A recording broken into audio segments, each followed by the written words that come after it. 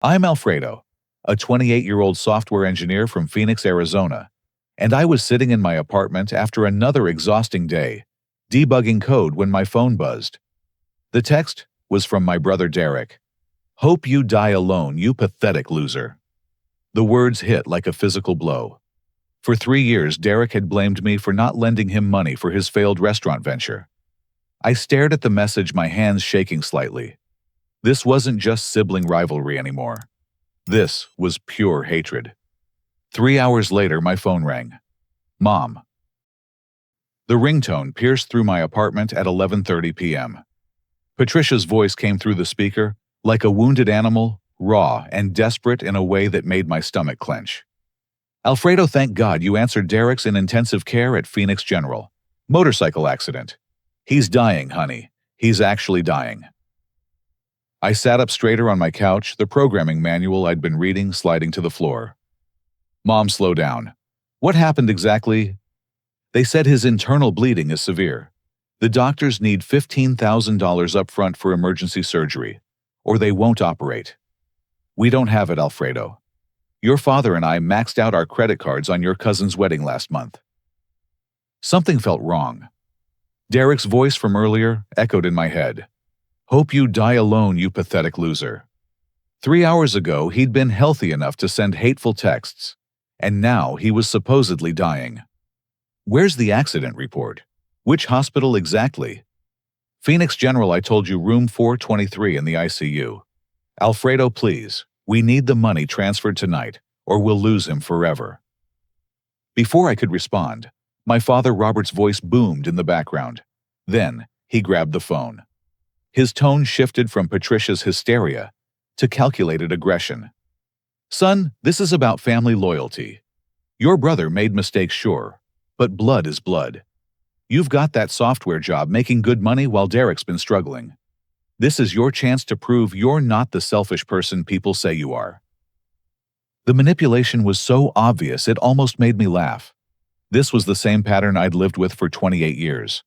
Derek was the golden child who could do no wrong, and I was the family ATM machine expected to clean up his messes without question.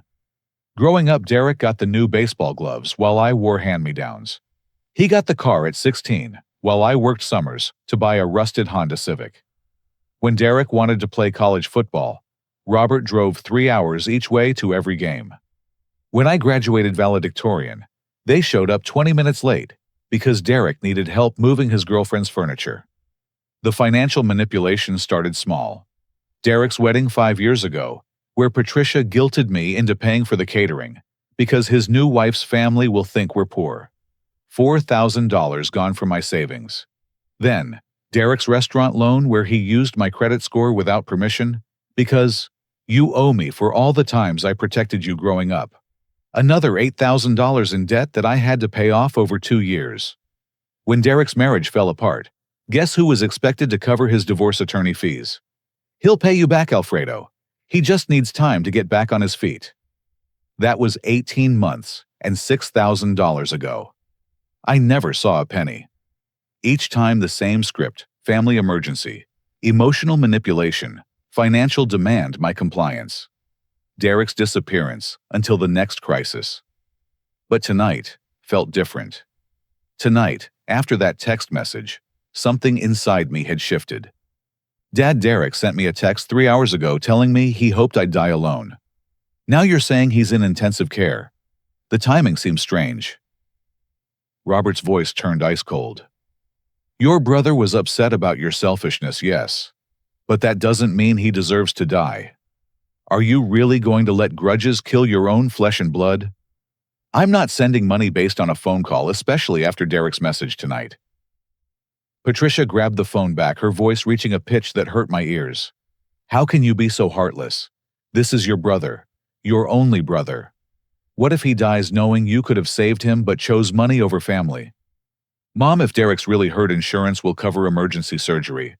Hospitals don't let people die for lack of payment." "They do, Alfredo. They absolutely do. The billing woman said cash up front or no surgery.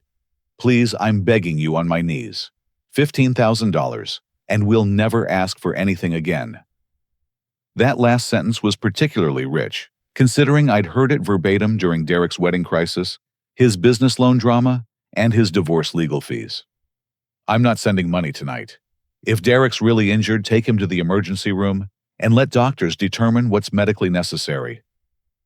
Robert's voice returned loud enough that I had to hold the phone away from my ear. You're dead to this family, you understand, dead. Your brother could be dying right now while you count your precious dollars. Don't ever call us again. Dad, I'm not the one who created this situation. You're a selfish, ungrateful son who forgot where he came from. Derek was right about you. You are pathetic. The line went dead. I set the phone on my coffee table and stared at it for a long moment. For the first time in my adult life, I'd said no to my family's financial demands. Instead of guilt, I felt something unexpected peace. I brushed my teeth, changed into pajamas, and went to bed. For once, I slept soundly without worrying about Derek's next crisis or my parents' disappointment. Whatever was really happening with Derek, I knew the truth would come out eventually. What I didn't know was that my phone was about to become a battlefield. I woke up to the sound of my phone buzzing like an angry hornet trapped in a jar. The screen showed 17 missed calls and 42 unread text messages. My heart sank as I scrolled through the list of contacts I hadn't heard from in years. Uncle Frank from Denver. Your mom called crying about Derek. How can you be so cold? Aunt Jennifer from Seattle. Family means everything, Alfredo. Send the money and sort out details later. My cousin Madison from Chicago. Derek's always been there for all of us. Time to step up. Cousin Tyler from Houston. Mom says you're refusing to help Derek. What happened to you, man? The messages continued. Derek's ex-wife Caroline had somehow gotten my number. Despite our divorce, Derek doesn't deserve to die because of your selfishness. Each message followed the exact same pattern: guilt, about family loyalty, emotional manipulation, and demands that I send money immediately. Someone had clearly orchestrated this coordinated attack, providing talking points to relatives who barely knew my situation. I made coffee and tried to process the surreal situation. These people hadn't contacted me for birthdays, holidays, or major life events, but now they were united in demanding I bankroll Derek's supposed medical emergency. My phone rang again. Nathan, my best friend and coworker, calling earlier than usual. Dude, I got the weirdest LinkedIn message last night from your mom asking about your salary and how much money you have saved. I didn't respond, but what the hell is going on? My blood went cold. Patricia was researching my finances to determine how much money she could demand. Derek's supposedly in the hospital, and they want $15,000 for surgery. I refuse to send it. Smart move considering Derek's pattern. But your mom reaching out to your coworkers? That's crossing major boundaries.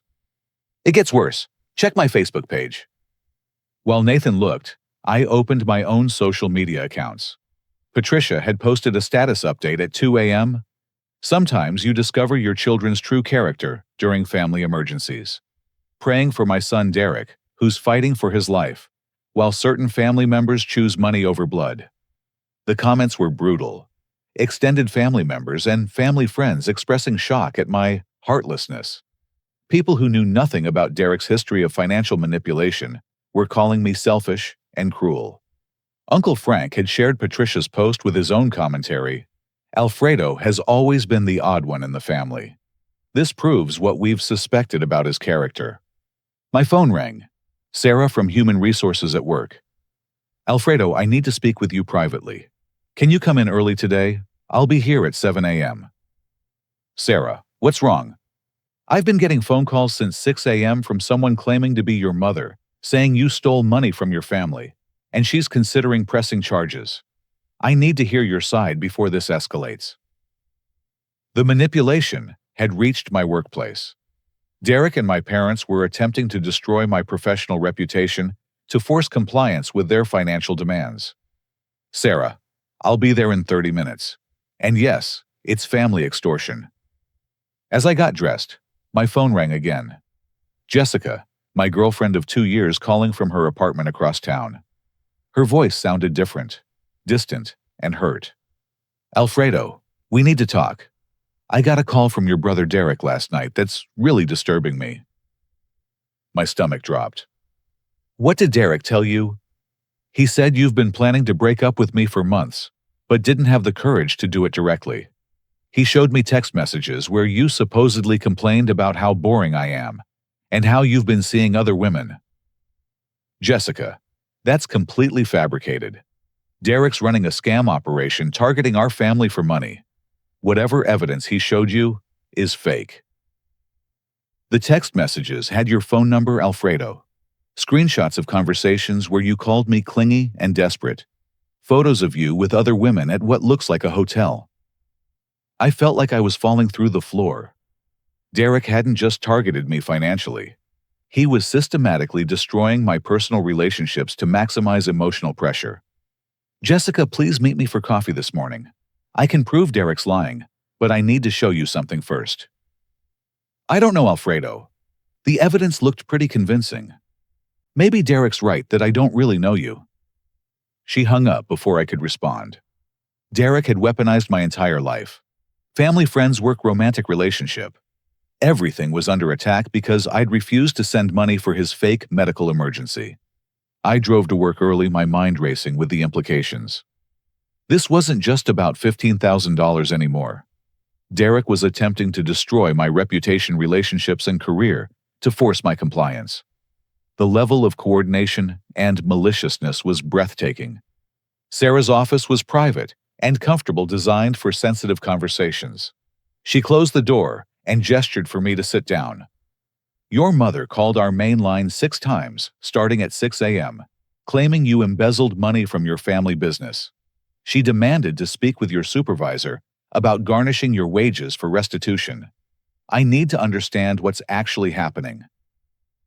I explained Derek's pattern of financial manipulation, the fake medical emergency, and the coordinated family pressure campaign. Sarah listened carefully, taking notes. This sounds like harassment designed to impact your employment. We've seen similar situations with domestic abuse cases. I'm going to document everything and block further calls from your family to our workplace. Thank you, Sarah. I'm sorry this has spilled into work. You're not responsible for other people's behavior, Alfredo, but I recommend documenting everything in case this escalates to legal action. As I left Sarah's office, my phone buzzed with another text from Jessica. Derek sent me more photos of you with women. I can't do this anymore. We're done. 2 years of love, trust, and shared dreams destroyed by Derek's lies. I sat in my car in the work parking lot, staring at Jessica's message, and felt something shift inside me. The guilt and confusion were being replaced by cold, analytical anger. Derek had crossed a line that couldn't be uncrossed. This was no longer about money or family drama. This was warfare, and Derek had just declared himself my enemy. Time to find out what he was really up to. I called Jessica immediately, my hands trembling as I dialed her number. She answered on the 4th ring, her voice flat and distant. Alfredo, there's nothing left to discuss.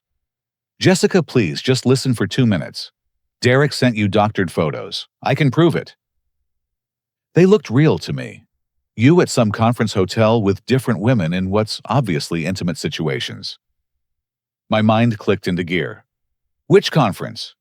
What did I supposedly say in these text messages? The software development conference in Las Vegas, 3 months ago. The texts showed you complaining about how I never want to try new things, and how you met someone more adventurous. Relief flooded through me. Jessica, I can prove Derek fabricated everything. I have my complete conference schedule, hotel records, and photos from the event. Plus, you came with me to Las Vegas. We shared the same room. A long pause. What? You were with me the entire time. We went to that magic show together, remember? You got food poisoning from the buffet and spent a day in bed while I brought you soup from room service. How could I be cheating when you were literally there? But the photos. Derek photoshopped women into pictures of me at the conference. I'll bet if you look closely, the lighting and angles don't match. Derek's always been good with computers. Jessica's voice started shaking. "Oh my God, Alfredo. I'm so sorry. I should have questioned it more, but the evidence looked so convincing. Derek's running a sophisticated manipulation campaign against everyone I care about. This is much bigger than just asking for money." After we hung up with Jessica, promising to send me Derek's fabricated evidence, I knew I had to investigate Derek's supposed accident. The inconsistencies were piling up too quickly. I called Phoenix General Hospital, putting on my best, worried employer voice. "Hi, this is calling from Desert Tech Solutions about our employee Derek Ramirez. He was supposedly admitted last night after a motorcycle accident, and we need to verify his condition for our insurance paperwork. Sir, I don't show any patient by that name in our system. Could you check the spelling or provide a date of birth?" Derek Ramirez, born April 15, 1992. Admitted last night to intensive care. I've checked our admissions for the past 48 hours and don't see anyone by that name or birth date. Are you certain about the hospital? Derek wasn't at Phoenix General. I called Banner Desert Medical Center, St. Joseph's Hospital, Maricopa Medical Center, Banner Thunderbird, and Scottsdale Healthcare. None had admitted Derek Ramirez in the past week. Derek's supposed motorcycle accident was completely fabricated. I pulled up Derek's Facebook page and scrolled through his recent activity. Photos from 3 days ago showed him at a sports bar, with friends looking healthy and happy. 2 days ago, he'd posted about starting a new workout routine. Yesterday afternoon, just hours before his supposed accident, he'd shared a meme about people who make excuses versus people who make money. But the most revealing discovery came when I searched Craigslist for motorcycle sales. Derek's distinctive red Kawasaki Ninja, the same bike he supposedly crashed, was listed for sale 6 days ago. Excellent condition, never dropped, selling due to moving expenses. Derek had sold his motorcycle before his supposed accident. I dug deeper into Derek's online activity. His girlfriend Brittany worked for Southwest Medical Billing Solutions, a company that processed insurance claims for several hospital networks. She would have access to medical document templates, billing codes, and hospital letterheads. The pieces were forming a clear picture. Derek and Brittany were running a sophisticated medical fraud scheme targeting our family. I called my Aunt Jennifer in Seattle, adopting a casual tone. "Hey, Aunt Jennifer. I've been thinking about Derek's accident and remembered he had surgery last year. How did that turn out?" "Oh, the appendectomy. That was so scary, but thankfully, everything went well. Your uncle and I were happy to help with the $8,000 for his medical bills." $8,000 for an appendectomy? That seems expensive. Well, Derek said his insurance wouldn't cover the specialist surgeon he needed. We couldn't let him suffer, so we wired the money immediately. Derek had run the exact same scam on Jennifer and Frank. An emergency medical situation, insurance problems, immediate wire transfer, demanded family guilt applied liberally. Did you ever see his medical records or speak directly with his doctors? No, Derek handled everything. Why do you ask? I made similar calls to Uncle Frank and Cousin Tyler. The pattern was identical. Derek's medical emergency insurance complications, urgent money transfer, no direct contact with medical professionals, and Derek's quick recovery without any follow-up medical care. Derek had systematically defrauded our entire extended family using fake medical emergencies. Conservative estimates put the total theft at over $60,000 across 3 years. But the most damning evidence came when I searched Derek's browser history using his old laptop that he'd left at Patricia's house months ago. Google searches for fake medical bill templates, how to Photoshop hospital documents, and medical billing software download painted a clear picture of premeditated fraud. Brittany's online activity was equally revealing. Her Pinterest account contained boards titled Las Vegas Vacation and Dream Car Shopping, with dozens of pins showing luxury vacations and expensive vehicles. Her Instagram showed recent photos of designer clothing, expensive restaurants, and spa treatments that her medical billing job couldn't possibly afford. Derek and Brittany were funding their lifestyle with stolen family money. As I drove toward Derek's apartment complex to confront him directly, my phone buzzed with another update from the family group chat Patricia had created. Robert's message read, "Derek's condition is worsening. Doctors say we have until midnight to transfer the surgery money, or they'll discontinue life support." The timeline was impossible. Hospitals don't threaten to discontinue life support for payment issues, especially not on the same day as a traumatic accident. I turned into Derek's apartment complex and immediately saw something that made my blood run cold. Derek was walking out of the main entrance perfectly healthy, laughing with Brittany, while carrying shopping bags from expensive stores. Derek wasn't in the hospital. He wasn't injured. He was shopping with money stolen from our family, while Patricia hysterically begged me to save his life. I parked across the street and watched Derek load luxury purchases into his car. Designer clothes, electronics, what looked like jewelry boxes. He moved with the confident swagger of someone celebrating a successful con job. The scope of Derek's betrayal was breathtaking. Not only was he systematically stealing from family members, but he was enjoying it. This wasn't desperation or addiction driving his behavior. This was calculated predatory behavior, targeting the people who loved him most. My phone buzzed with a text from Patricia. "Alfredo, please reconsider. The doctors say Derek is asking for you. His last words might be your name." I looked up to see Derek kissing Brittany in the parking lot before they climbed into his car and drove away, probably to spend more stolen money. The manipulation was about to end. But first, I needed to understand exactly how deep this corruption went. I followed Derek and Brittany from a safe distance, using the defensive driving techniques my father ironically taught me years ago.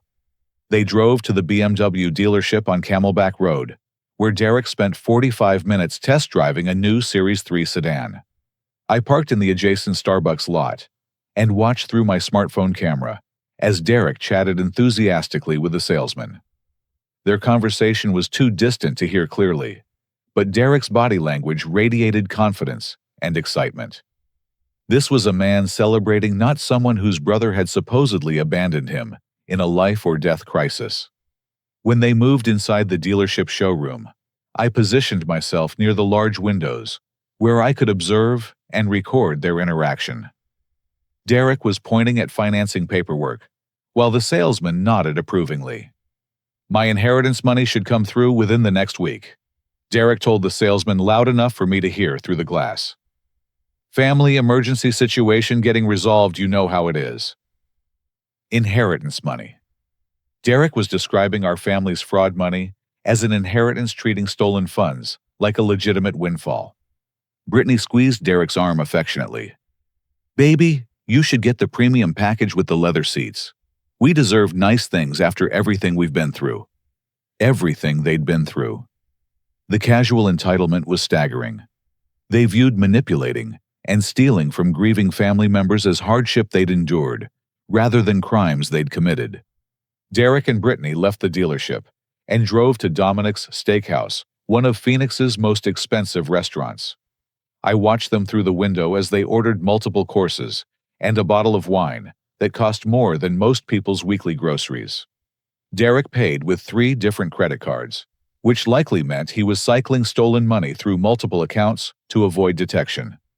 Their conversation was animated and celebratory, occasionally punctuated by Derek showing Brittany something on his phone that made her laugh.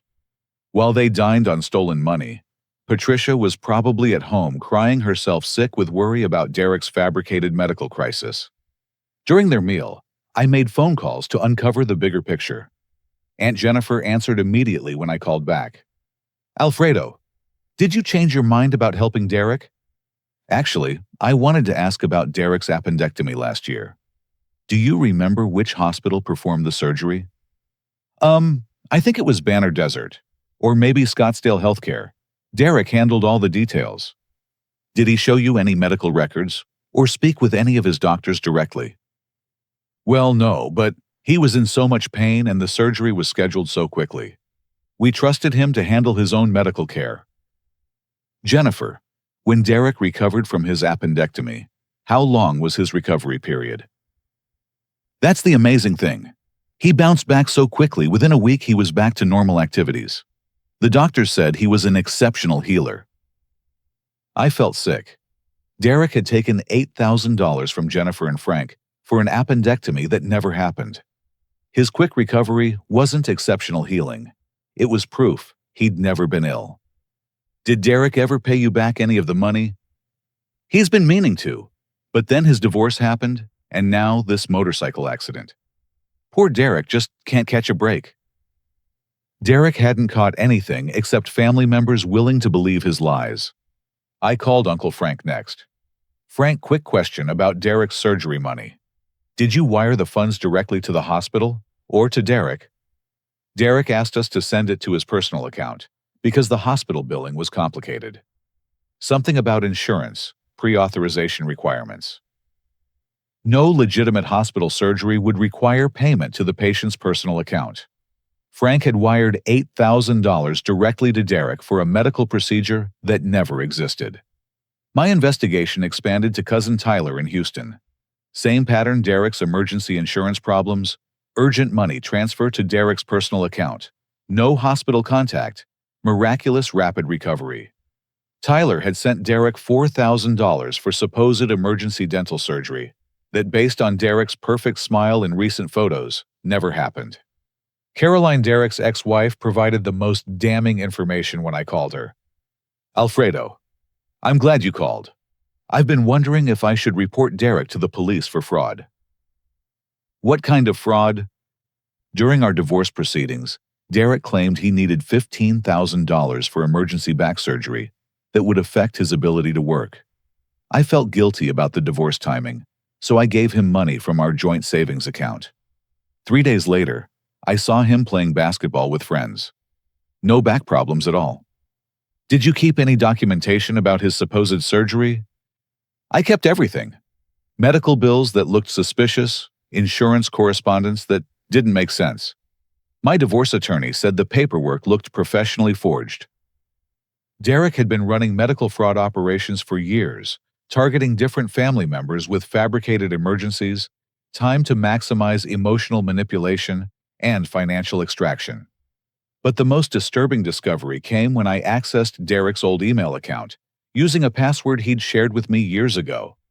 His sent folder contained correspondence with multiple people I didn't recognize, all involving similar medical emergency scenarios. Email to someone named Marcus in Tucson. My sister's in a coma after a car accident. Hospital needs $12,000 for surgery. Email to a contact named Diana in Denver. My dad had a heart attack, and insurance won't cover the experimental treatment. Email to someone called Kevin in Los Angeles. My mom's cancer treatment requires immediate payment, or they'll stop chemotherapy. Derek was running identical medical fraud schemes on multiple networks of people simultaneously. Our family was just one of several groups being systematically victimized. Brittany's role became clearer when I found email exchanges between her and Derek planning their scams. She provided medical document templates, billing codes, and hospital contact information that made their fraud look authentic. Baby used this letterhead for the Phoenix General invoice. One email read, I made sure the billing codes match real emergency surgery procedures. Another email, your family is so gullible, LOL. We should hit them for more money next month with a cancer scare. They were laughing about our family's trust and concern. Derek and Brittany viewed our love as weakness to be exploited, rather than bonds to be respected. The financial scale was staggering. Spreadsheets in Derek's email showed theft totaling over $100,000 from various victims over 3 years. Our family had contributed $60,000 to Derek's criminal enterprise, but we were just part of a much larger operation. Derek had also been selling fake medical documents online to other scammers, a side business helping criminals defraud their own families and friends. But the most heartbreaking discovery came in Derek's notes about Patricia. He'd been deliberately increasing her dementia medication dosage to keep her confused and compliant during his financial manipulation. Mom's more cooperative when she's on the extra pills, Derek wrote to Brittany. Keeps her from asking too many questions about the money requests. Derek was medically abusing our mother to facilitate stealing from the family. Patricia's recent cognitive decline wasn't just age-related. Derek was drugging her to maintain his criminal operation. Robert knew about Derek's schemes and received a percentage of stolen money in exchange for his cooperation. Text messages showed Robert coaching Derek on which family members to target and how much money to request. "Hit Tyler next," Robert wrote. "He just got a bonus and feels guilty about missing Christmas last year." My father was actively participating in Derek's criminal conspiracy against our own family. As Derek and Brittany finished their expensive dinner, they walked hand in hand to Derek's car, while I sat in my vehicle processing the scope of their betrayal. This wasn't just sibling rivalry or family dysfunction. This was organized crime targeting the people who loved Derek most. My phone buzzed with a new message in the group chat Patricia had created. Derek himself had posted an update, "Feeling scared about the surgery tomorrow. If something goes wrong, just know I love you all."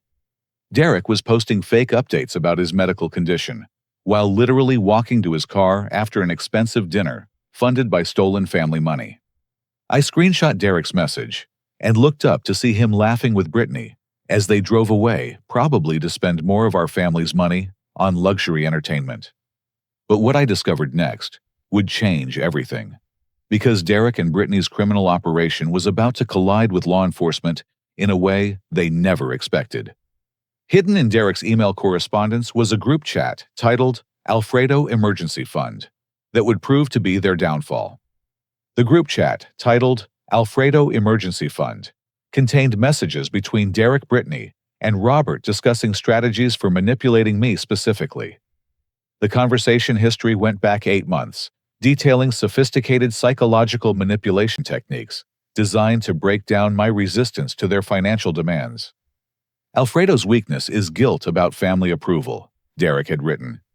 "Hit him with mom's crying dad's anger and extended family pressure simultaneously." Robert's response was equally calculated. "Time the demands with his work, stress peaks. He's more likely to comply when he's emotionally vulnerable." Brittany added tactical suggestions. "Target his girlfriend relationship too. Isolate him from support systems, so we become his only option for family connection." They'd been planning this coordinated attack for months, studying my psychological patterns like researchers analyzing a lab subject. The most damaging evidence was Derek's detailed plan for escalating medical emergencies. Start with appendectomy for $12,000, then cancer scare for $25,000, then mom's stroke for $50,000. Build the emergencies bigger each time until Alfredo's savings are completely drained. Derek intended to systematically destroy my financial security using fabricated medical crises. This wasn't opportunistic theft. It was premeditated financial predation. I screenshot every message in the chat before Derek could delete the evidence. Then, I began building a comprehensive case file documenting their criminal operation. First, I called Jessica and asked her to meet me at a neutral location. She arrived at the coffee shop looking embarrassed and apologetic. "Alfredo, I can't believe I fell for Derek's lies. When I really examined those photos, the shadows were all wrong, and your clothing was clearly photoshopped. Derek's been planning this manipulation for months. You were targeted specifically to isolate me from emotional support." I showed Jessica the Alfredo Emergency Fund chat messages, where Derek explicitly discussed destroying our relationship as part of his financial extortion strategy. "This is criminal behavior, Alfredo. You need to report this to police immediately." Jessica and I drove to the Phoenix Police Department's Financial Crimes Unit, where Detective Rachel Martinez listened carefully to my evidence presentation. I'd organized everything chronologically: Derek's pattern of fake medical emergencies, the coordinated family manipulation campaign, evidence of forged medical documents, financial records showing money transfers to Derek's accounts, and the group chat planning their psychological manipulation. "Mr. Ramirez, this appears to be elder financial abuse, medical fraud, and organized conspiracy to commit theft. The scope suggests this may require federal investigation." Detective Martinez connected me with FBI Special Agent Thomas Wright, who specialized in multi-state fraud operations. Agent Wright reviewed my evidence and confirmed that Derek's operation matched patterns they'd been investigating in other states. We've been tracking a network of medical billing fraud that spans Arizona, Texas, Colorado, and California. Your brother's operation appears connected to a larger criminal organization.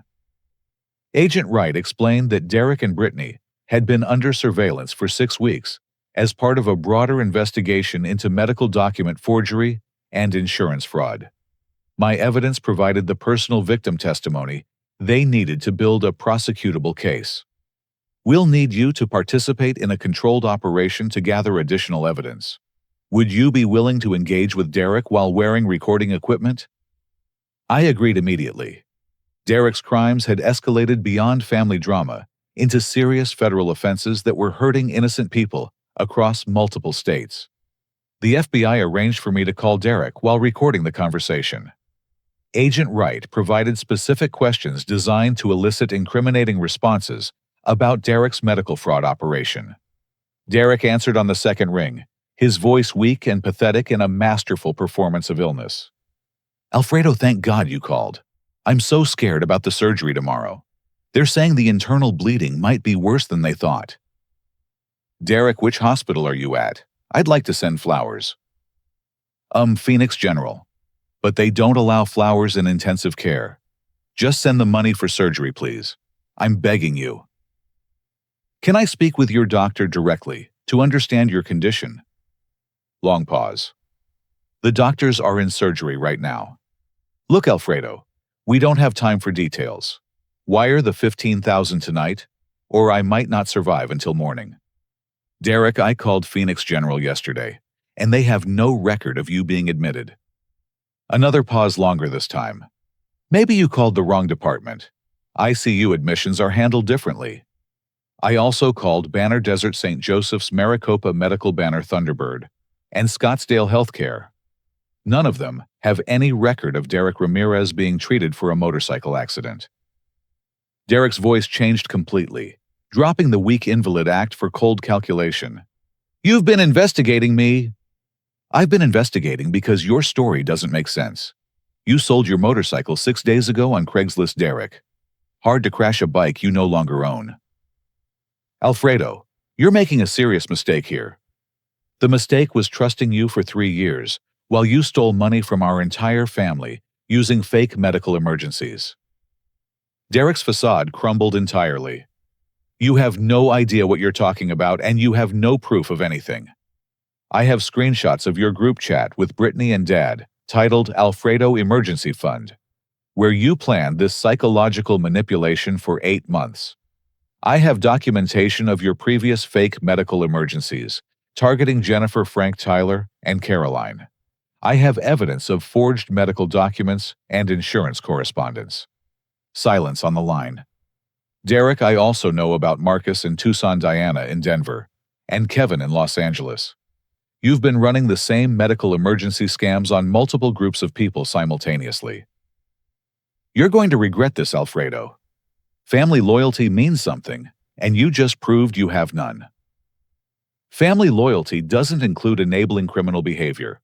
What you've been doing is elder abuse fraud and theft." "Prove it." "I already have. The FBI has been investigating your medical billing fraud operation for weeks. Agent Thomas Wright asked me to thank you for being so thorough in documenting your crimes." The line went dead immediately. Within minutes, my phone exploded with panicked calls from Derek, Brittany, and Robert. Derek's messages shifted from threatening to pleading, "Alfredo, we can work this out. Family doesn't turn family over to police." But it was too late. Federal agents were already positioning surveillance teams around Derek's apartment and Brittany's workplace. The medical billing fraud investigation had enough evidence to proceed with arrests. Agent Wright called me with an update. Derek and Brittany just attempted to delete their social media accounts and email correspondence. They also tried to withdraw large amounts of cash from multiple bank accounts. These actions strongly suggest consciousness of guilt. What happens now? Tomorrow morning, we execute search warrants and make arrests. Derek's medical fraud operation ends tonight. I felt a mixture of relief and sadness. Derek had chosen criminal behavior over family relationships, and now he would face the legal consequences of systematically victimizing the people who loved him. But the real revelation came when Agent Wright shared additional intelligence. Your brother's operation was just one cell in a much larger network. The evidence you provided is helping us dismantle medical fraud schemes in 6 states. Derek hadn't just betrayed our family. He'd been part of a criminal organization that was destroying families across the country. Justice was finally coming for Derek, but the emotional damage he'd caused would take much longer to heal. The next morning, I watched from Agent Wright's surveillance van as federal agents surrounded Derek's apartment complex with search warrants. Derek answered his door in pajamas, clearly believing his operation was still secret and secure. Derek Ramirez, you're under arrest for medical fraud, elder financial abuse, conspiracy to commit theft, and wire fraud across state lines. Derek's face went completely white as agents handcuffed him while reading his rights. Neighbors gathered to watch the dramatic scene unfold, some recording video with their phones. Brittany was arrested simultaneously at her workplace. According to Agent Wright, she immediately began cooperating with investigators to reduce her potential sentence. Ms. Thompson is providing details about a much larger criminal network, Agent Wright explained. Your brother was working with organized crime groups that specialize in medical billing fraud across multiple states. The search of Derek's apartment yielded evidence that staggered even experienced federal agents. Professional document forgery equipment, including high-resolution scanners, professional printers, and specialized paper for creating authentic-looking medical bills. Derek's computer contained templates for medical documents from dozens of hospitals across 6 states. More disturbing were the files containing detailed psychological profiles of family members and friends. Derek had been studying our personal weaknesses, financial situations, and emotional triggers like a predator analyzing prey. Patricia's medical information was especially alarming.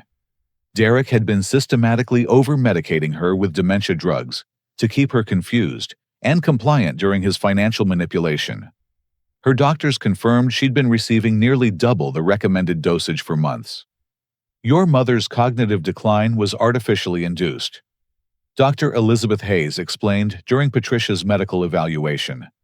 The excessive medication was causing temporary cognitive impairment that made her more susceptible to manipulation. Robert was arrested at work for elder financial abuse and conspiracy charges. His role in Derek's operation was more extensive than I'd realized. Robert had been recruiting additional family members and friends as targets for Derek's medical emergency scams.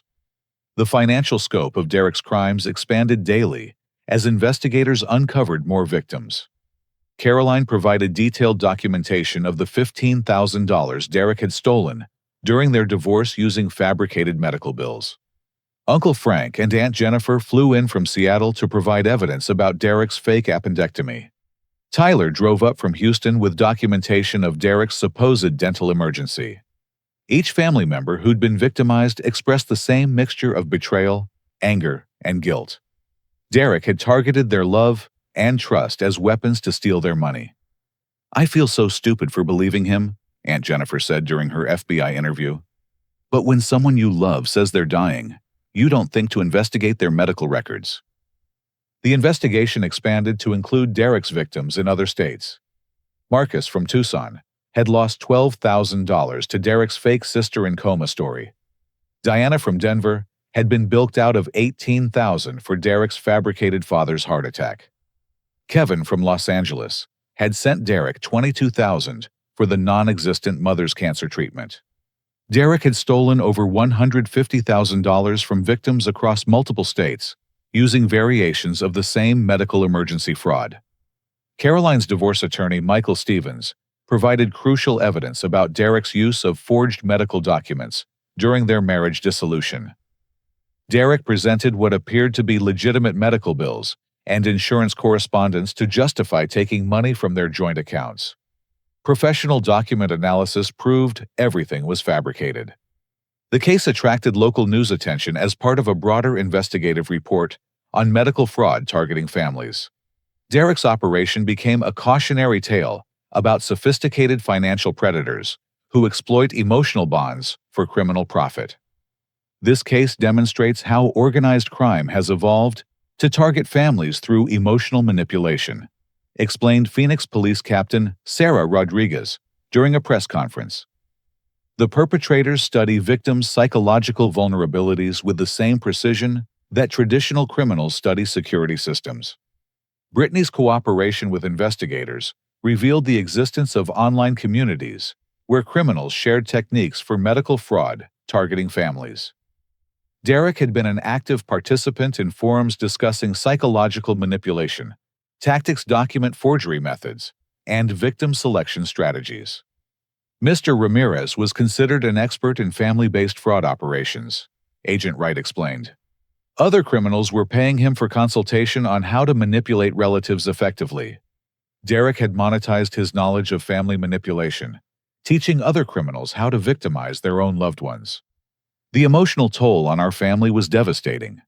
Patricia required extensive medical treatment to recover from Derek's medication abuse.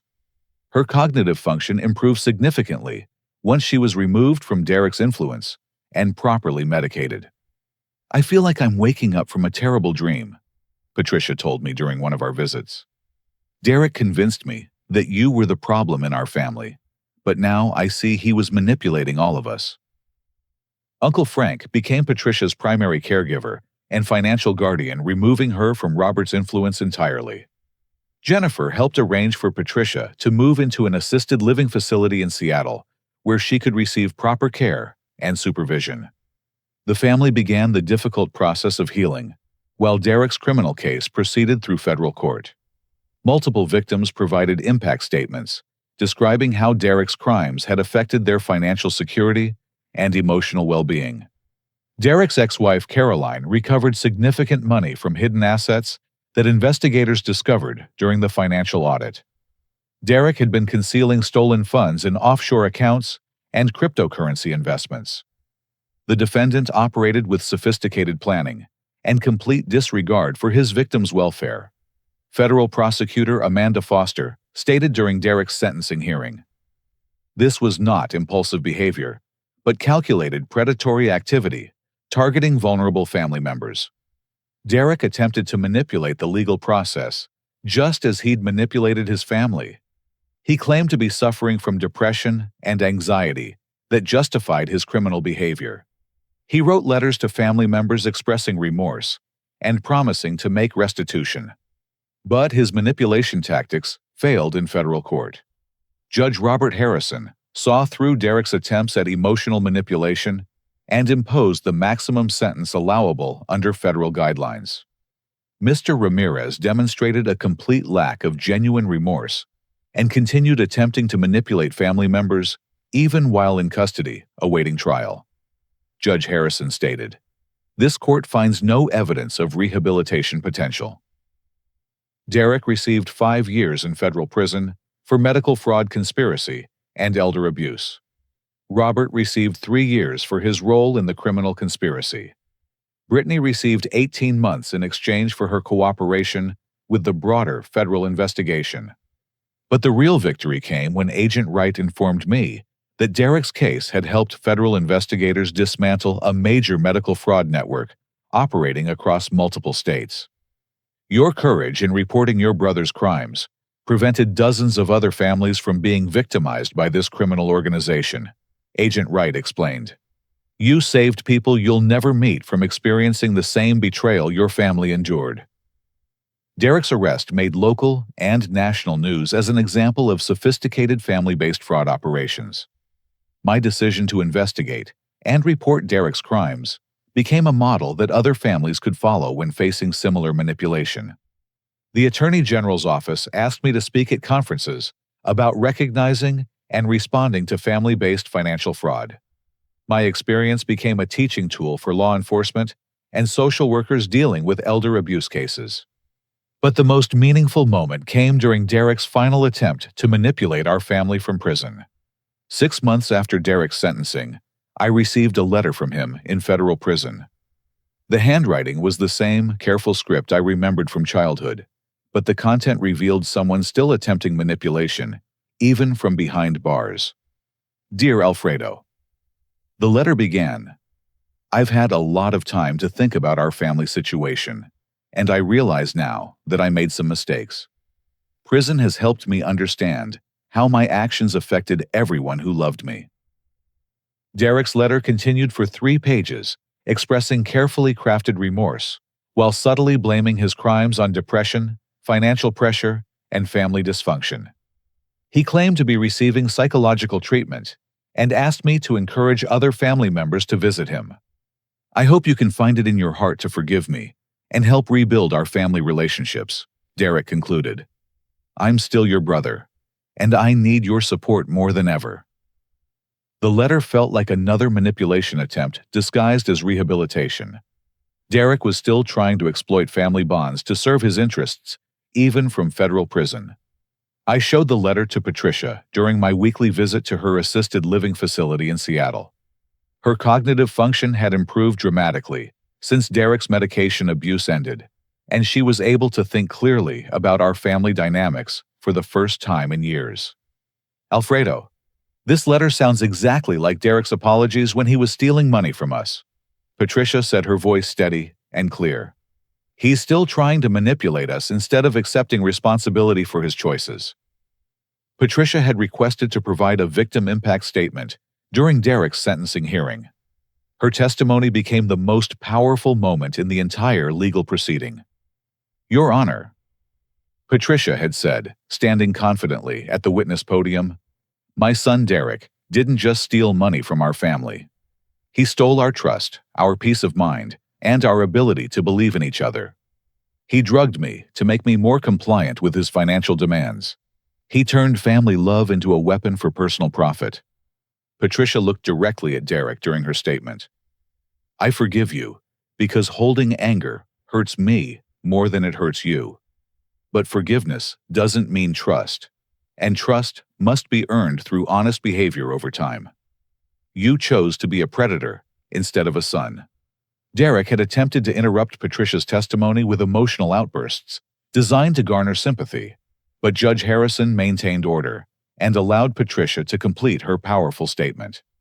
Derek's final manipulation attempt came during his sentencing, when he tried to blame our family dynamics for his criminal behavior. Your Honor, I grew up feeling like the black sheep of the family. My brother was always the successful one while I struggled. The pressure to prove myself led to poor decisions. This revisionist history directly contradicted years of Derek being the favored golden child, while I was expected to clean up his messes. Judge Harrison wasn't impressed. Mr. Ramirez, numerous victims from multiple states, have described identical manipulation tactics that you used against people who had no connection to your family dynamics.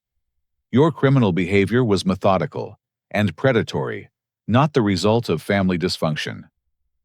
Derek received the maximum sentence of 5 years in federal prison, followed by 3 years of supervised probation and mandatory restitution to all victims. Robert's 3-year sentence included requirements for psychological counseling and permanent prohibition from accessing Patricia's finances.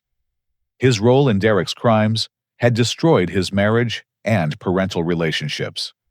Brittany served 18 months and provided crucial testimony that helped federal investigators prosecute the larger criminal network.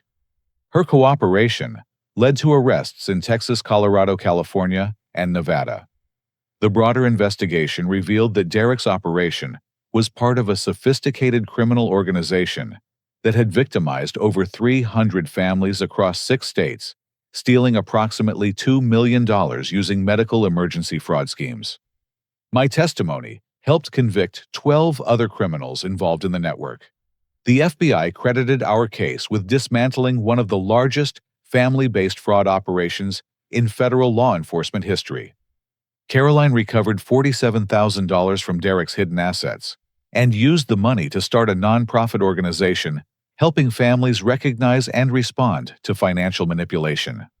Uncle Frank and Aunt Jennifer established a trust fund for Patricia's care that protected her from future financial exploitation. Tyler moved from Houston to Seattle to be closer to Patricia and provide additional family support. My relationship with Jessica grew stronger through the crisis. Watching her support me during Derek's manipulation attempt and legal proceedings demonstrated her genuine loyalty and love.